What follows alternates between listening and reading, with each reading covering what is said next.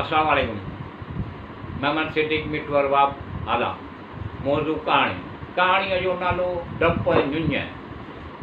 डपु जानी माली नुक़सान घाटो थियणु, शराब, भउ ख़ौफ़। ञुञ जानी माली फ़ाइदो नफ़ो थियणु, ढ भलाई उमेद, जुञ सिराब। पान नंबर 112। खुदा अल्लाह रब्बुल आलमीन क़ुरान में फरमायो आहे, ईमान आणियो क़ुरान ते जंहिं अल्लाह करीम नाज़िल कयो आहे, जेको तस्दीक़ कंदड़ आहे तौरेत इंजील जी जेके तव्हां वटि आहिनि। तव्हां किताब वारा सभ खां पहिरीं उन जा काफ़र न थियो ऐं आयतुनि खे थोरे मुल्ह न विकिणो ऐं हक़ बातिल खे न मिलायो ऐं हज़रत मुहम्मद सल्लल्लाहु अलैहि वसल्लम जी सिफ़त न लिकायो। तव्हां ॼाणो था पाण जिन पैगंबर आहिनि ऐं निमाज़ क़ाइमु करियो ऐं ज़कात ॾियो। निमाज़ क़ाइमु कंदड़नि सां गॾु जी निमाज़ क़ाइमु करियो ऐं इहा ई हज़रत मुहम्मद सल्लल्लाहु अलैहि वसल्लम जिन जी संदसि साथियुनि जी सिफ़त आहे। माण्हुनि खे नेकीअ जो हुकुम करियो था, माण्हुनि खे नेकीअ जो हुकुम करियो था ऐं पाण खे विसारियो था। तव्हां किताब पढ़ो था जंहिंमें हज़रत मुहम्मद सल्लल्लाहु अलैहि वसल्लम जी सिफ़त आहे। छा पोइ अकुल खां कमु नथा वठो, सब्र ऐं निमाज़ खां मदद वठो।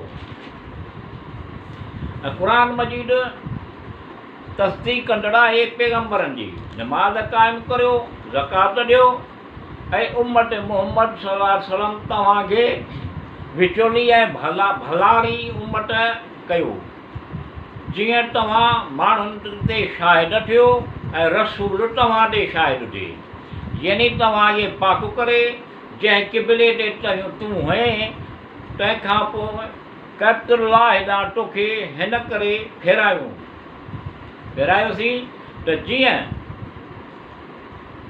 जुदा करियो उन शख़्स खे जेको पैरवी करे थो उन्हीअ खां जेको कुफ़र ऐं इर्तिदा ॾांहुं मोटे थो।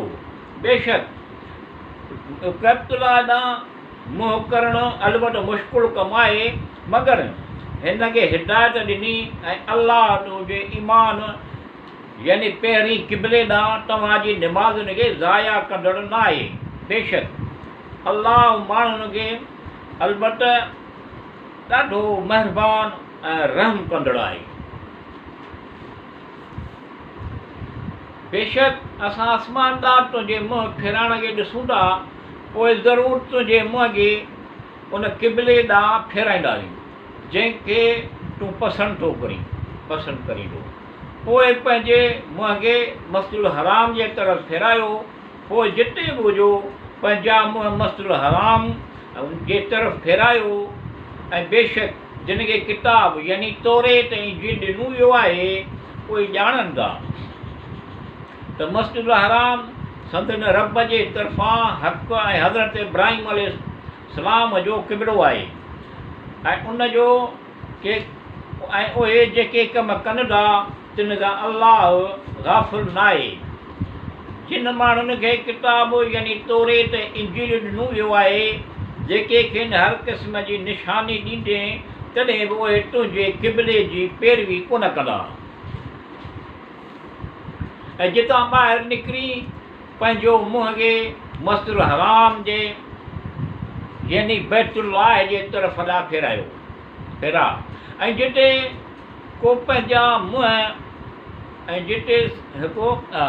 मुंहं उन तरफ़ ॾांहुं फेरायो, जीअं तव्हां ते माण्हुनि जी हुजत बाक़ी न रहे ऐं तव्हांजो महबूद अलाह आहे, उन खां सवाइ को बि महबूद न आहे।